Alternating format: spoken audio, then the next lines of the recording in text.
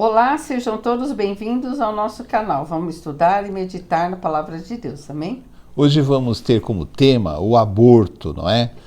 O aborto, se calcula que haja 1 milhão de abortos no Brasil por ano, não é? Vamos ler à luz das Escrituras um pensamento sobre essa terrível prática e vamos ver o que Deus tem para nós, amém? Amém. Lucas 1, do 39 ao 43. Naqueles dias, Maria preparou-se e foi depressa para a cidade da região montanhosa da Judéia, onde entrou na casa de Zacarias e saudou Isabel. Quando Isabel ouviu a saudação de Maria, o bebê agitou-se em seu ventre, e Isabel ficou cheia do Espírito Santo. Em voz alta exclamou: Bendita é você entre as mulheres, e bendito é o fruto que você dará à luz. Mas por que sou tão agraciado ao ponto de me visitar a mãe do meu Senhor? Logo que a sua saudação chegou aos meus ouvidos, o bebê que está em meu ventre agitou-se de alegria. Feliz é aquela que creu que se cumprirá aquilo que o Senhor lhe disse. Mateus 18, do 1 ao 7. Naquele momento, os discípulos chegaram a Jesus e perguntaram: Quem é o maior no reino dos céus? Chamando uma criança, colocou-a no meio deles e disse: Eu lhes asseguro que, a não ser que vocês se convertam e se tornem como crianças, jamais entrarão no reino dos céus. Portanto, quem se faz humilde como essa criança, este é o maior no reino dos céus. Quem recebe uma dessas crianças em meu nome, está me recebendo. Mas, se alguém fizer tropeçar um destes pequeninos que crê em mim, melhor lhe seria amarrar uma pedra de moinho no pescoço e se afogar nas profundezas do mar. Ai do mundo por causa das coisas que fazem tropeçar.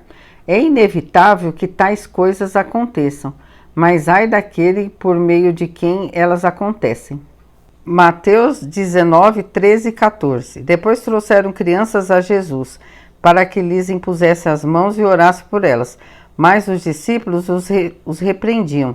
Então disse Jesus: Deixem vir a mim as crianças e não as impeçam, pois o reino dos céus pertence aos que são semelhantes a elas. Amém, então. A Noemi leu 3 trechos da Bíblia, não é? E nós vamos usar esses trechos para uma breve meditação, não é? Sobre a prática do aborto que está se multiplicando a cada ano, não é?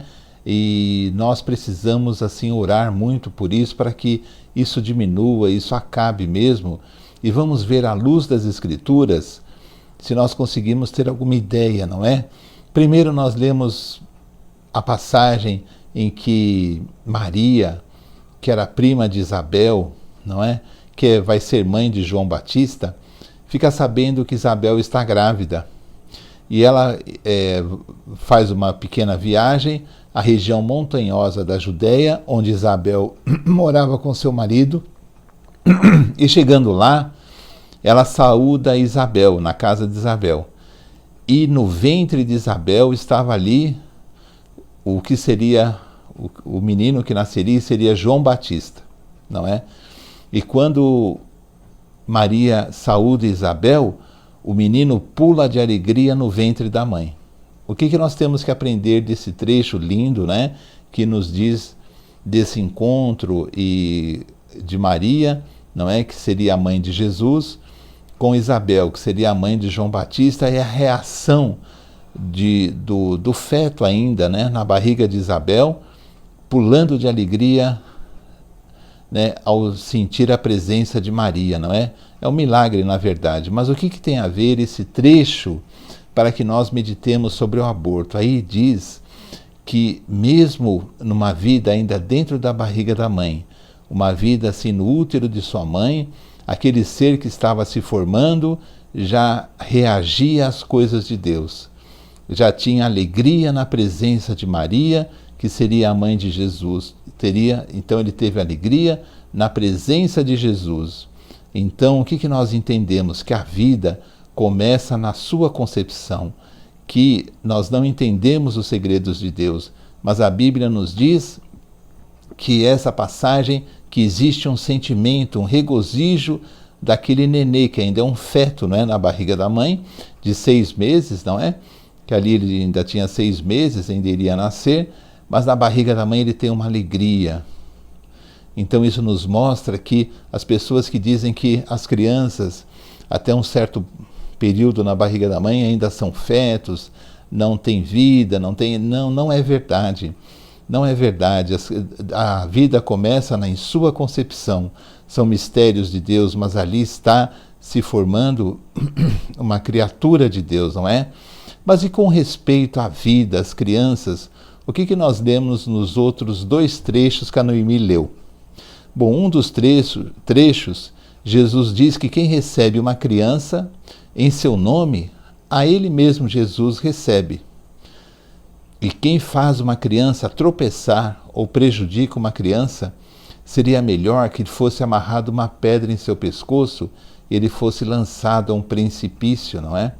Então o que tem isso a ver? Nós vemos que Jesus, ele fala da criança como um ser espiritual, um ser que tem uma importância espiritual imensa, não é?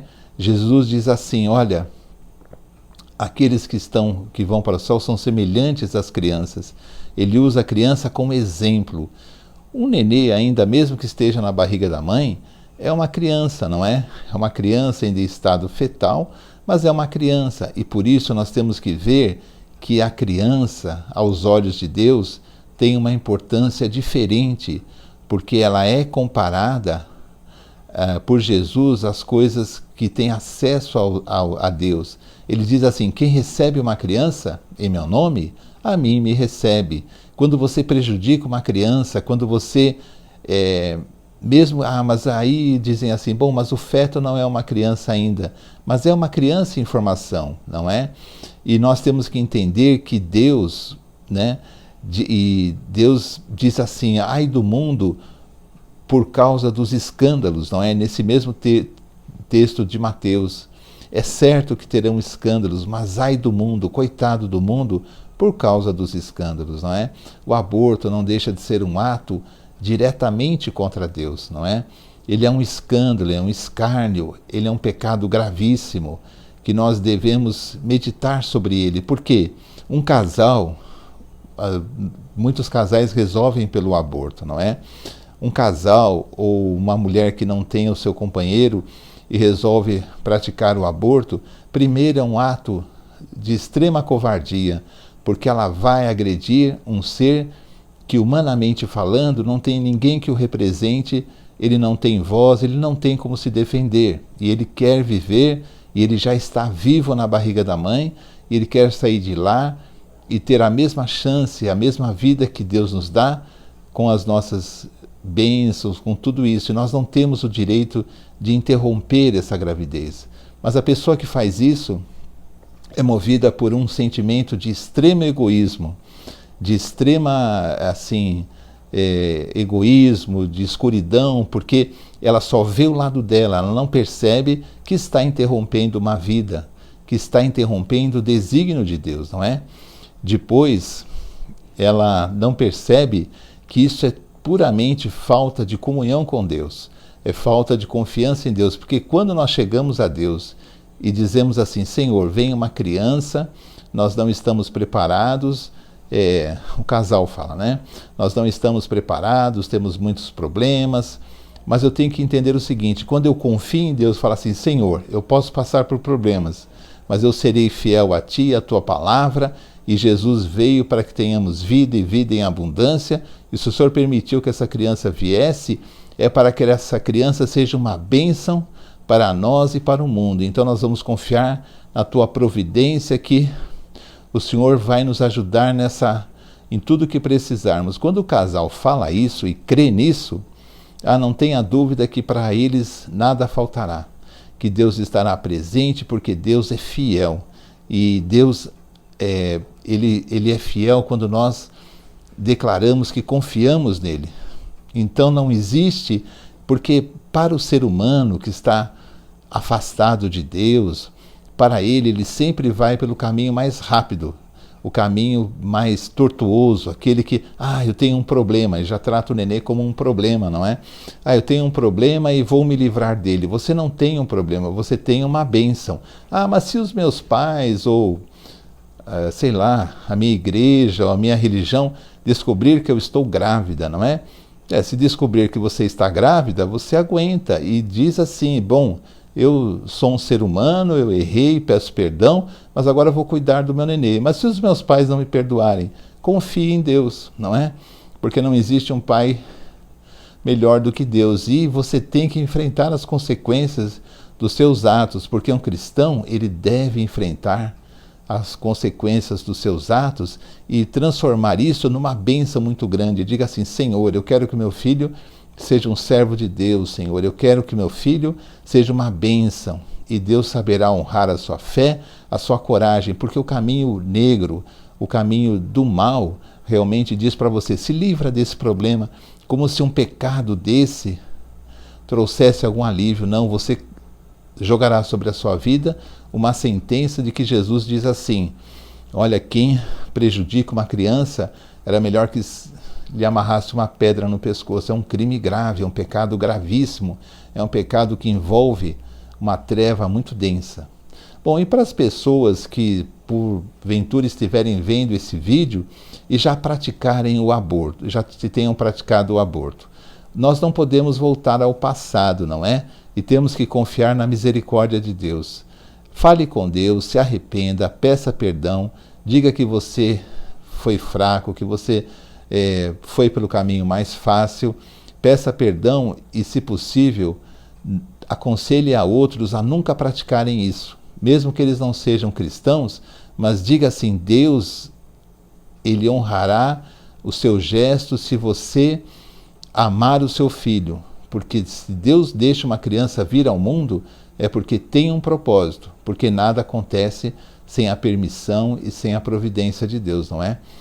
Então vamos ter agora o aborto que não é provocado, o aborto que é espontâneo, claro que não entra, porque é um aborto que não é, que é espontâneo, que a mulher não queria, aí já é outra coisa, não é? Mas nós estamos lidando com o aborto provocado, aquele que o casal ou a mulher sozinha provoca, não é? Nunca permita, ame o seu filho, se ele foi concebido, Deus honrará e Deus vai satisfazer todas as suas necessidades. E se alguém disser que não há vida no útero, que o bebê não sabe, leia essa passagem de João Batista, pulando de alegria na barriga de Isabel, sua mãe, pela presença de Jesus em Maria, que chegava na casa de Isabel. Vamos honrar a Deus e vamos orar para que essa prática, que hoje existe uma estimativa que se pratica 1 milhão de abortos no Brasil por ano, essa prática acabe, realmente acabe de uma vez e que as pessoas honrem os seus filhos, honrem a sua família e honrem a Deus com fé. Amém? Amém. Então assim terminamos mais um vídeo do canal. Eu peço que você curta esse vídeo, compartilhe com outras pessoas e assim nós vamos aprendendo cada vez mais a palavra de Deus. Amém. E essa é uma mensagem maravilhosa, né? Chama muita atenção porque é um bebê, né, que saudou dentro da barriga da sua mãe. Que coisa mais incrível, não? Amém. Então vamos dar valor à vida, que a vida importa, e vamos valorizá-la. Amém. Vamos terminar com oração. Amém.